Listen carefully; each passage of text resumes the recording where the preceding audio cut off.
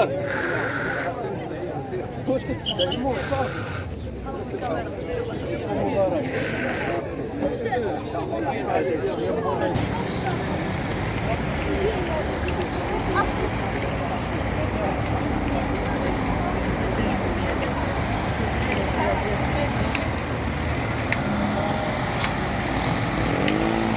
المسلم حياته أوقاته وأيامه التي تناديه وتخاطبه كلما انشق فجر يوم يا ابن آدم.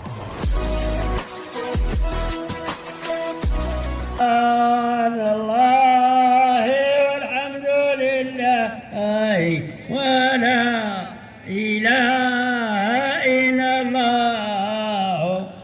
الله أكبر الله أكبر الله أكبر لله الحمد. سبحان الله والحمد لله والحمد لله ولا إله إلا الله. الله أكبر الله أكبر الله أكبر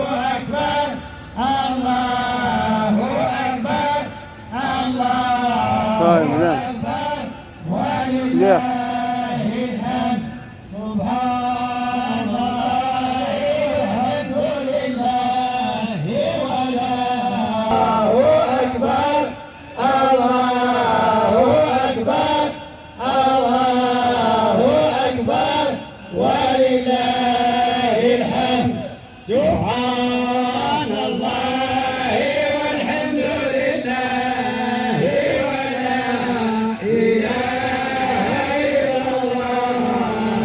الله أكبر الله أكبر الله أكبر ولله الحمد. الله أكبر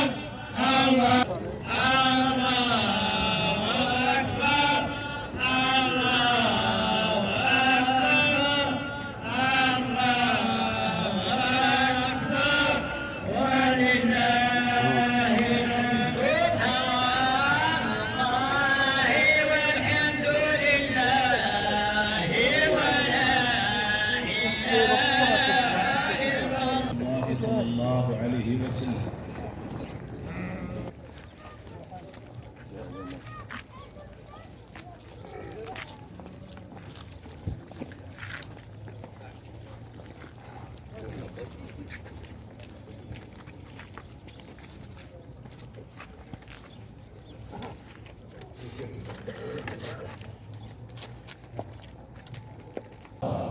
الله أكبر الله أكبر.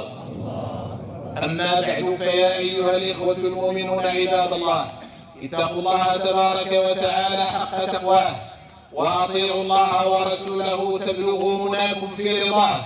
قال جل في علاه: يا أيها الذين آمنوا اتقوا الله وقولوا قولا سديدا يصلح لكم أعمالكم ويغفر لكم ذنوبكم ومن يطع الله ورسوله فقد فاز فوزا عظيما.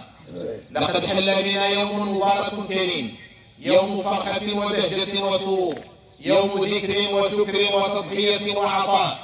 إنه يوم عيد النحر، عيد الأضحى المبارك، أفضل أيام العام، فلنجعله يوم انطلاق لحياة سعيدة كريمة عزيزة طيبة بالإيمان وبالقرب من الرحيم الرحمن. والتقرب إليه بأنواع الطاعات. ولنذبح أضاحينا استجابة وامتثالا بصدق وإخلاص ونية خالصة لله تبارك وتعالى.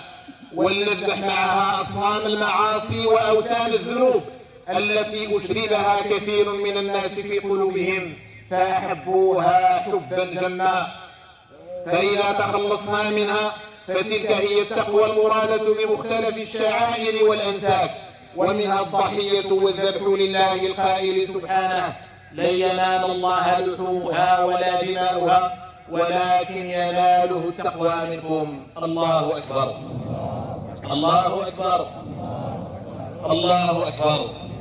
أيها المؤمنون عباد الله، كلنا يعلم أن الإنسان ضعيف بمفرده قوي بأخيه، وإن سيدنا إبراهيم عليه السلام الذي أمر بذبح فلذة كبده ولده الذي رزقه على كبر فأحبه، وجد من ذلكم الولد المعين والميسر لتنفيذ أمر الله تعالى، لما قال له: يا بني إني أرى في المنام أني أذبحك فانظر ماذا ترى؟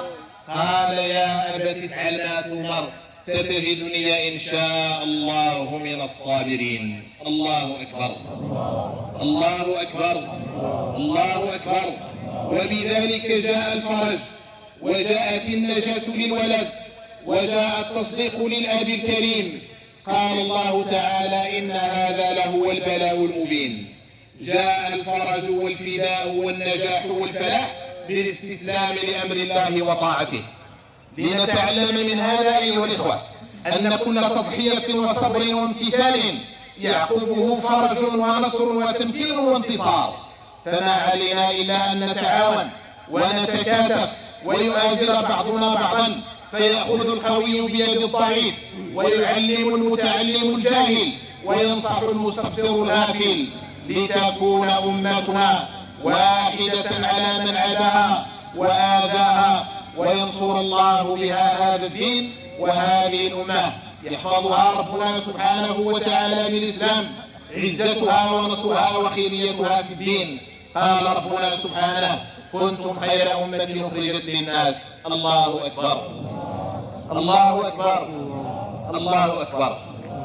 أيها المؤمنون عباد الله، إن مما يبني في صرح هذه الأمة استغلال الناس لأوقاتهم، فلا يهدروها ولا يضيعوها فيما لا منفعة فيه، ونحن في أيام راحة وعطلة عن الدراسة، لكن المسلم لا عطلة له، لا عطلة له أبدا، لأن الله جل جلاله قال في القرآن: فإذا فرغت فانصب وإلى ربك فارغب.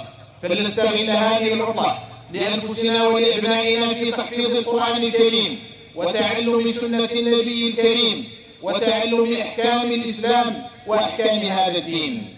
إنه لا استفادة من الأضحية والإخوة إلا إذا استغل المسلم حياته، أوقاته وأيامه التي تناديه وتخاطبه: كل من شق فجر يوم يا ابن آدم أنا خلق جديد وعلى عملك شهيد، فتزود مني فإني إذا مضيت فلن أعود إلى يوم القيامة. الله أكبر، الله أكبر، الله أكبر. فكن أخي المسلم مستغل لأوقاتك وحياتك، واخدم ربك ودينك، وسخر نفسك وما تملك لخدمة هذا الدين ولخدمة الدنيا أيضا، لتسعد فيها وترضى ولتحيي الحياة الطيبة المباركة، راضيا بالله ربا وبالإسلام دينا وبمحمد صلى الله عليه وسلم نبيا ورسولا. طبق الإسلام في كل مجالات الحياة، في القول وفي العمل، في الأكل وفي الشرب، في البيع وفي الشراء، في الإيجار وفي الكراء، في الزواج وفي الطلاق، في القضاء وفي الاقتضاء، في البر وفي الصلاة، في التزكية والتربية. يقتلون بمكيالين وأنهم يقتلوننا في كل مكان. أما آن لنا أن نتمسك بهذا الإسلام وأن نعلم أنه لا حضارة ولا عزة ولا كرامة إلا بالإسلام، في ظل الإسلام واتباع رسول السلام صلى الله عليه وسلم. ومع ذلك فإننا نأمل ونرجو من الله الفرج، وهو آت لا محالة، مع قتامة الصورة، مع قتامة الصورة، مع قتامة الصورة وشدة البلاء، فإن النصر آت وإن الفرج آت فأبشروا بنصر الله إن شاء الله، وعودوا إلى دينكم، وعودوا إلى الإسلام وإلى القرآن، عظموه وعظموا ربكم يعظمكم في هذه الدنيا، ولا ينصرن الله من ينصره، إن الله لقوي عزيز. اللهم اجعل يومنا خيرا من سنة، واجعل غدنا خيرا من يومنا، واجعل خير أيامنا واسعدها يوم نلقاك. اللهم حبب إلينا الإيمان وزينه في قلوبنا، وكره إلينا الكفر والفسوق والعصيان، واجعلنا يا مولانا من عبادك الراشدين.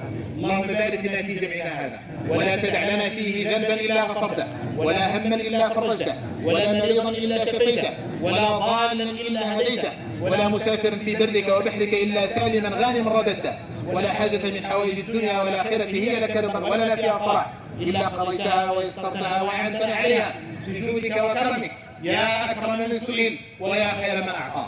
اللهم إنا نسألك العفو والعافية والمعافاة الدائمة في الدين والدنيا والآخرة. اللهم أعد علينا أمثال هذا العيد بالنصر والتمكين لأمتنا، وبالفرح والسرور، وبالرخاء والأمن والأمان.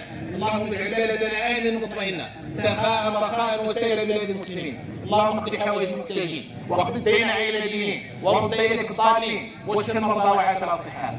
اللهم اشف كل مريض وعاف كل مبتلى، معنا مرضى ومن لهم مرضى، اللهم نفس عن المرضى والمحزونين وفك اسر المأسورين. اللهم اشف كل مريض وعاف كل مبتلى يا ارحم الراحمين. معنا اصحاب حاجاتهم، اللهم اقض حوائجهم واقض اغراضهم واوف مرادهم فيما يرضيك يا ربنا وربهم. اللهم اقض حوائج المحتاجين، واقض الدين عن المدينين، وارد اليك الضالين. كن اللهم لنا وللمسلمين وليا ونصيرا، وداوي جرحاهم واشف مرضاهم واطعم جوعاهم، وأفرحهم بالنصر المبين يا رب العالمين. اللهم اجعل بلدنا آمنا مطمئنا سخاء رخاء وسائر بلاد المسلمين.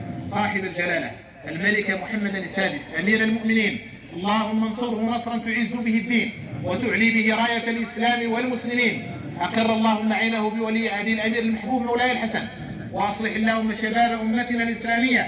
اللهم أفرحنا بالأمن والأمان، وأدم علينا النعم، وجنبنا الفتن والمحن، وأبعد عنا النقم يا ذا الجلال والإكرام. اللهم انظر إلينا بعين رحمتك والله. اللهم إنا جئناك طالبين راغبين، فلا تردنا خائبين، ولا عن بابك من المطرودين. واغفر لنا ولآبائنا ولأمهاتنا ولأجدادنا ولشيوخنا ولأصدقائنا ولمن أحسن إلينا ولمن أحسن إليه ولجميع المسلمين يا رب العالمين. اللهم استرنا يا مولانا بسترك الجميل فوق الأرض وتحت الأرض ويوم العرض عليك يا رب العالمين. اللهم صل على سيدنا محمد وعلى آل سيدنا محمد كما صليت على سيدنا إبراهيم وعلى آل سيدنا إبراهيم، وبارك على سيدنا محمد وعلى آل سيدنا محمد كما باركت على سيدنا إبراهيم وعلى آل سيدنا إبراهيم في العالمين إنك حميد مجيد. وارض اللهم عن الخلفاء الراشدين وعلى آل بيت نبيك الطاهرين وعلى التابعين لهم ومن تبعهم بإحسان إلى يوم الدين. ربنا لا تؤاخذنا إن نسينا واخطأنا، ربنا ولا تحمل علينا إصرا كما حملته على الذين من قبلنا، ربنا ولا تحملنا ما لا طاقة لنا به، واعف عنا واغفر لنا وارحمنا، أنت مولانا فانصرنا على القوم الكافرين. سبحان ربك رب العزة عما يصفون، وسلام على المرسلين، والحمد لله رب العالمين، وعيدكم مبارك سعيد.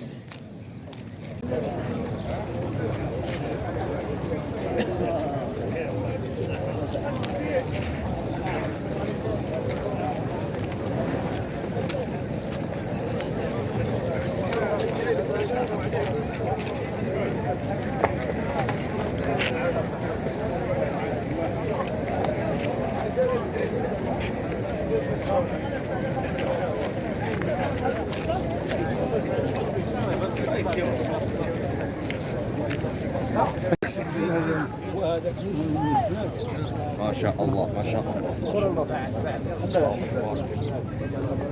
جت هنا مشي.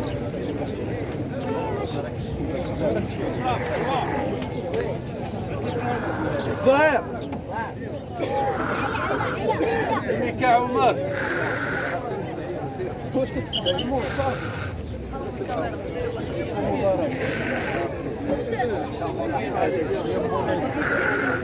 السلام عليكم. كيف مزيان مزيان صحة يا عمر مزيان